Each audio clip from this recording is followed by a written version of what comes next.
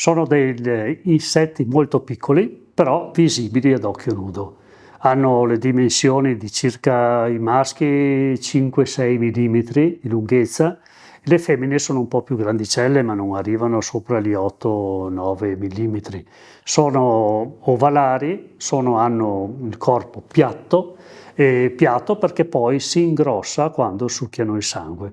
Sono fornite di un rostro che serve per pungere e loro si nutrono di sangue, soprattutto sangue dell'uomo, e sono insetti che non amano la luce, anche se possono in situazioni di emergenza, quindi quando per loro l'emergenza è la fame, muoversi anche durante il giorno. Però in genere temono la luce, durante il giorno si annidano in tutti i posti dove possono rimanere nascoste e sono in una casa, sono moltissimi e escono di notte per nutrirsi. In realtà nella nostra regione non sono state segnalate criticità determinate dalle pulci dei letti. Se si fa una ricerca anche in internet oppure anche nella stampa, si trova che ci sono alcune nazioni che sono interessate dal problema, soprattutto la Francia in questo periodo, ma è anche vero che la Francia è interessata da questo problema almeno da 6-7 anni, è dal 2017 che loro hanno dei piani per affrontare questo problema. Ha avuto una recrudescenza soprattutto dal 2021 ad oggi, dove hanno trovato questo problema ben più presente, insomma, soprattutto negli alloggi, negli hotel, dove è data ospitalità alle persone, insomma. Come ci si accorge della presenza di questi? Sono molto fastidiose. Si possono vedere, ma uno non va a cercarle, perché sono talmente piccole che insomma uno non le cerca. Però una volta che una persona si ritrova al mattino con delle chiazze rosse e con il puntino centrale che si vede proprio che c'è stata una puntura, uno si pone la domanda: ma cosa è stato? È stata una zanzara, ma difficile che sia stata una zanzara se magari mi trovo la chiazza rossa e una gamba, e la gamba era coperta dal lenzuolo o dalle coperte, per cui penso che ci sia qualcos'altro. Allora bisogna andare a vedere il lenzuolo, magari il lenzuolo bianco, a volte nel lenzuolo bianco si fa fatica a vedere soprattutto le uova che la cimice depone, però si possono vedere delle macchioline di sangue perché magari nel movimento qualcuno rimane schiacciata e quindi si sporca il letto, oppure si possono trovare gli escrementi della cimice perché sono fatti di sangue digerito sostanzialmente. È un problema soprattutto in questa fase qua dei viaggiatori che si sono recati e hanno alloggiato in zone in cui c'è l'infestazione. Non so, uno va a Parigi, uno deve porsi il problema, insomma, chiedere anche a Parigi, però l'attenzione maggiore è quella di prevenire l'introduzione in casa di questi insetti.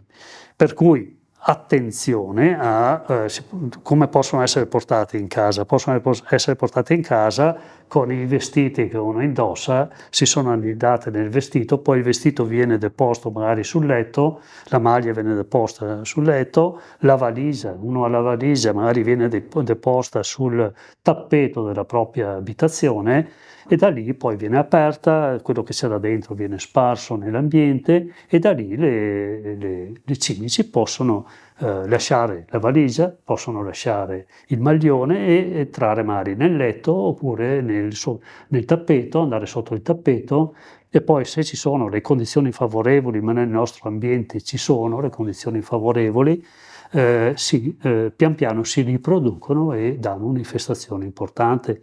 Tenga presente che la temperatura è uno degli elementi un po' critici per questi cimici. però le nostre case sono riscaldate, per cui difficilmente le cimici non trovano nei nostri ambienti una condizione ideale per proliferare.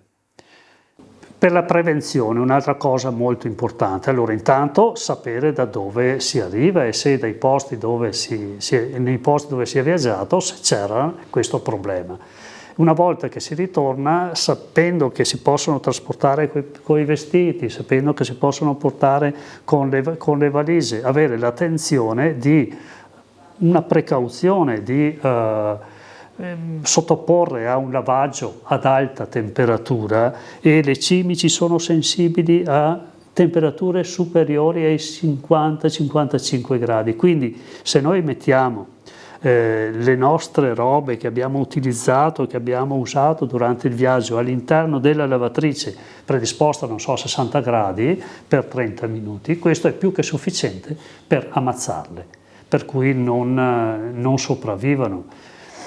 E tenendo presente che se si insediano in un'abitazione l'intervento può essere anche difficile, e dobbiamo anche rivolgerci a persone esperte, a ditte esperte in disinfestazioni per debellarlo.